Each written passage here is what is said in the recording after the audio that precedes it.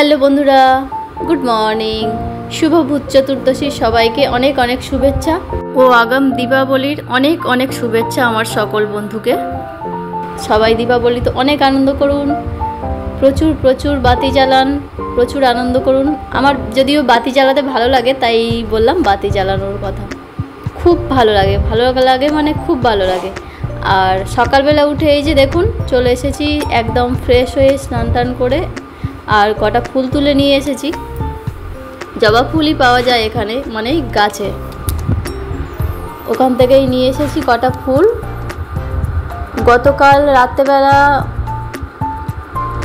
মানে ধনতেরাসের একটু পুজো করেছিল হাজব্যান্ড। এখানে ওই যে পঞ্চপ্রদীপটা দেখছেন গ্রিন কালারের, ওইটা নিয়ে এসছে। আরও অনেক কিছুই নিয়ে এসছে, 14 প্রদীপ। তারপরে ওই যে সামনে একটা ঘট আছে মা লক্ষ্মীর সামনে, ওইগুলো ঠাকুরের পুজো দেওয়ার মানে টুকটাক যেগুলো লাগে।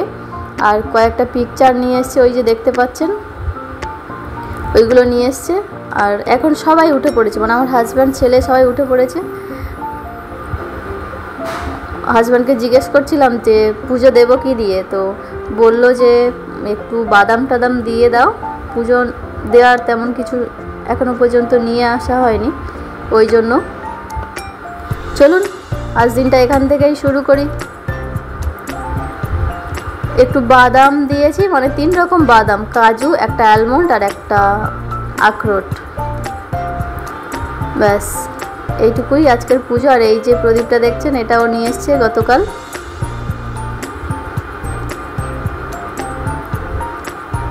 আর বাকি 14 প্রদীপ তো সন্ধ্যাবেলা জ্বালানো হবে, তখন আপনারা দেখবেন, আপনাদের সঙ্গে শেয়ার করব। এখন পুজোটা দিয়ে নিই।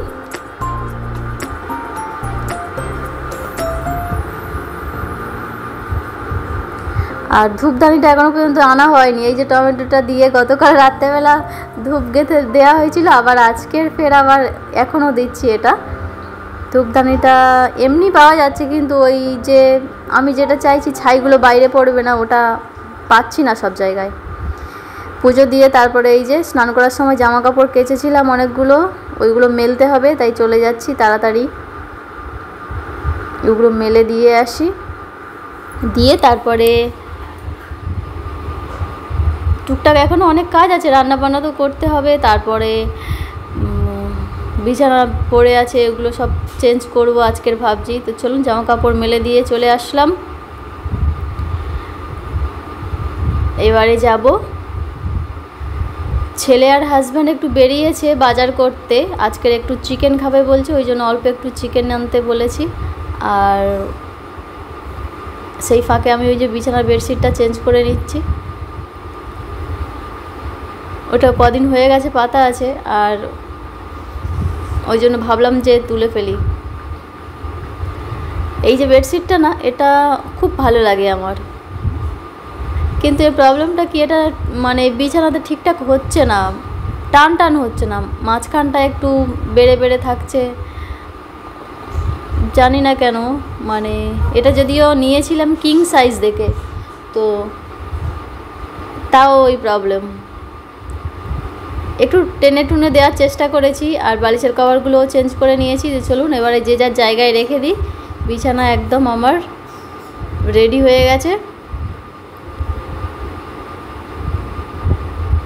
অগোছালো বিছানা আমার একদম সব থেকে অপছন্দের জিনিস।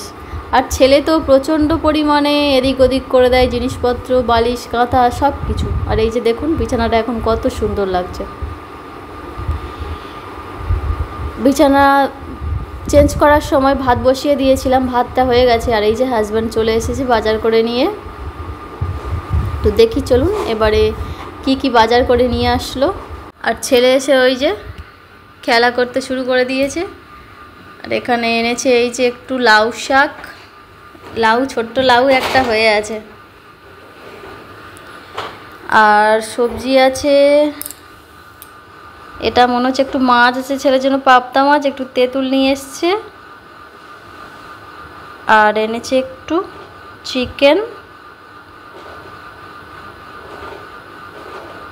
আর কটা কলা আর লেবু, ব্যাস এইটুকুই। আর সবজি এর মধ্যে আছে শসা আছে, বাঁধাকপি আছে, একটু ঝিঙে আছে, আর অল্প একটু কাঁচা লঙ্কা আছে। এ কটা গুছিয়ে রেখে দিই। এই যে দেখুন কটা ঝিঙে, 4টে ঝিঙে। সব কিছু গুছিয়ে রেখে এই যে চিকেনটা ধুয়ে নিয়েছি, আর চিকেনের আলু পেঁয়াজ সব কিছু এই যে ধুয়ে একদম পরিষ্কার করে নিয়েছি। এদিকে বসিয়ে দিয়েছি কড়া। চলুন এগুলো আগে মানে তেলটা গরম হোক ততক্ষণ, আর এগুলো কেটে কুটে রেডি করে নিই ঝটপট করে, তারপরে চিকেনটা বসিয়ে দেব।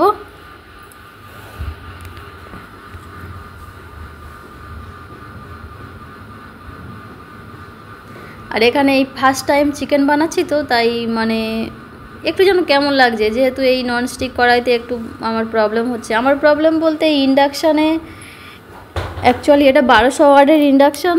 হাজব্যান্ড বলছে যে এটা আর একটু বেশি মানে 1600 ওয়াট হলে তাহলে ভালো হতো, না হলে অনেক দেরি হয়ে যাচ্ছে। সব কিছু কেটে কুটে নিয়ে এই যে দেখুন এখানে বসিয়ে দিয়েছি, আর সমস্ত কিছু মশলা দিয়ে মশলাটা আগে বানিয়ে নেব চিকেনের। চিকেন বানাতে সবাই জানেন, দেখানোর কিছু নেই, তো আমিও সেভাবে বানাচ্ছি। আর আমি অত ভালো রান্না পারি না যে আপনাদের সঙ্গে রেসিপি শেয়ার করব। যাই হোক, তো মশলাগুলো ভালো করে আগে কষে নেব, আর তারপরে চিকেনটা দিয়ে ভালো করে চিকেনটা কষে নেব, নিয়ে এটা প্রেসার কুকারে দিয়ে দেব। তো এই যে মশলা রেডি হয়ে গেছে, আর এবারে চিকেনটা দিয়ে দেব। এখানে এই ফার্স্ট টাইম চিকেন বানাচ্ছি, মানে সাহস হচ্ছে না ঠিকঠাক, মানে কেমন হবে, যেহেতু ইন্ডাকশানে তেমন একটা অসুবিধা হচ্ছে রান্না করতে, আর তারপরে ননস্টিক কড়াই তো ইন্ডাকশানটা মানে হিট হতে অনেকটা সময় লাগছে, আর এটা আবার নাকি মানে ভালো করে সিদ্ধও করতে হবে। তবে চিকেনটা প্রেসার কুকারে দিয়ে চলে আসলাম, জামা কাপড়গুলো সব শুকনো হয়ে গেছে, ওইগুলোকে তুলে নিতে। আমি বলে আসিনি কাউকে যে আমি ছাদে এসেছি, তো রান্নাটা বসানো আছে মানে চিকেনটা, আর হাজব্যান্ড আর ছেলে আছে রুমে। তাড়াতাড়ি চলে এসেছি, অনেকটা বেলা হয়ে গেছে, 12টা 12:30 বেজে গেছে, তো আমাদের এখনও খাওয়া হয়নি। ছেলে সেই সকালবেলা সেরেগুলো খেয়েছে, তো তারপর একটু ফল কেটে দিয়েছি, আপেল আর কলা, ওই খেয়েছে। হাজব্যান্ডও এখনও পর্যন্ত কিছু খায়নি, ওই একটু বাদাম খেয়েছে আর ফল খেয়েছে। চলুন, আমার জামা কাপড় প্রায় সব নেওয়া হয়ে গেছে, আর বাকি ওগুলো যেগুলো আছে সব মানে অন্য লোকের।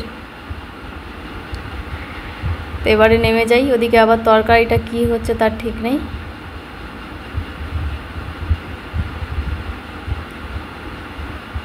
এই যে চিকেন রেডি, এসে দেখি একদম। তো এটা ঢেলে নিয়ে আগে খাবো, তারপরে ছেলের জন্য মাছ আছে, ওটা ভাজতে হবে। দুপুরবেলা খাওয়া দাওয়ার পরে বেশ ঘন্টা 2 মতো ঘুমিয়েছি, তারপরে এই যে সন্ধ্যাবেলা চলে এসেছি সন্ধ্যাবেলায় প্রদীপ জ্বালানোর জন্য। 14টা প্রদীপ, দেখি প্রদীপগুলো খুব সুন্দর, দারুণ। আগে সাজিয়ে নিই, তারপরে আপনাদের সঙ্গে শেয়ার করব।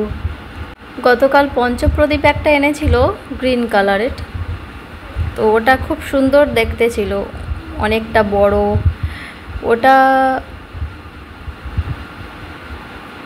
ওই তৃতীয়া, মানে ওটাকে কি বলে, তৃতীয়া যে গেল না, ধনতেরাস, তখন জ্বালানো হয়েছিল ধনতেরাসে।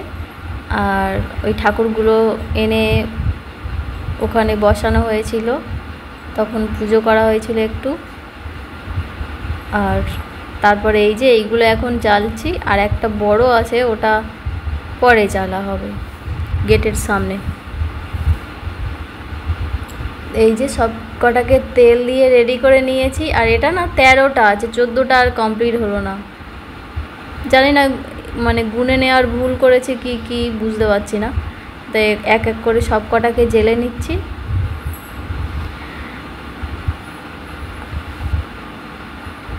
তো এই যে মানে সব জায়গায় দেয়া হয়ে গেছে প্রদীপ, আর দেখুন প্রদীপগুলো কত সুন্দর দেখতে।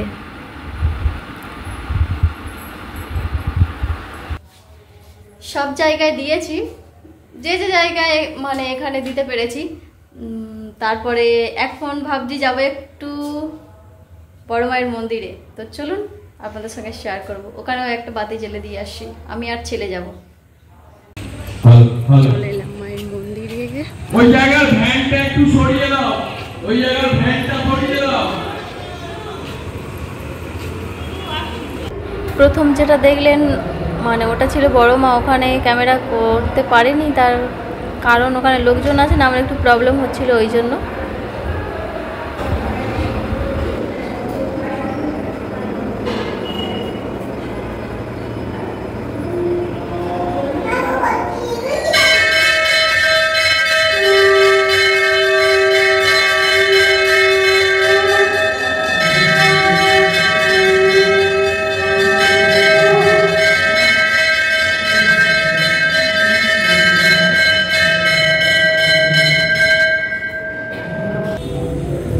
এখন ফিরে যাচ্ছি, চলুন বাড়িতে গিয়ে আবার আসছি।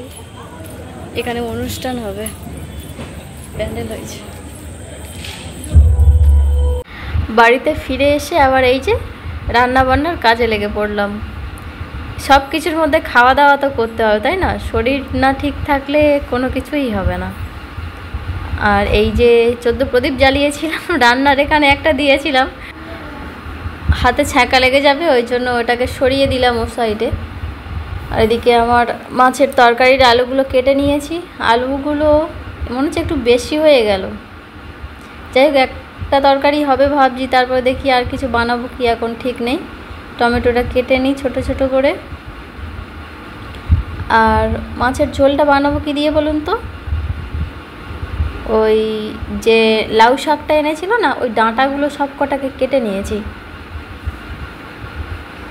ওটা কেটেছিলাম ঘুম থেকে উঠে। আর এখানে এই যে টমেটো, পেঁয়াজ, লঙ্কা নিয়ে নিয়েছি। আর এই যে ডাঁটাগুলো দেখুন, আর কেটে ধুয়ে সব একদম রেডি করে নিয়েছি, ডাঁটা আর আলু। তো চলুন তরকারিটা এবারে বসিয়ে দিই। আর এখানে এই যে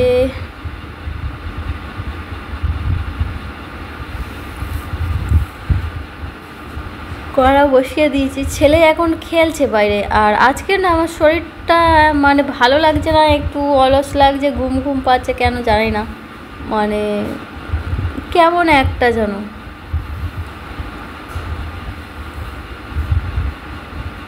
পেঁয়াজটা হালকা লাল লাল হয়ে গেছে, তো এবারে টমেটোটাও দিয়ে দিলাম।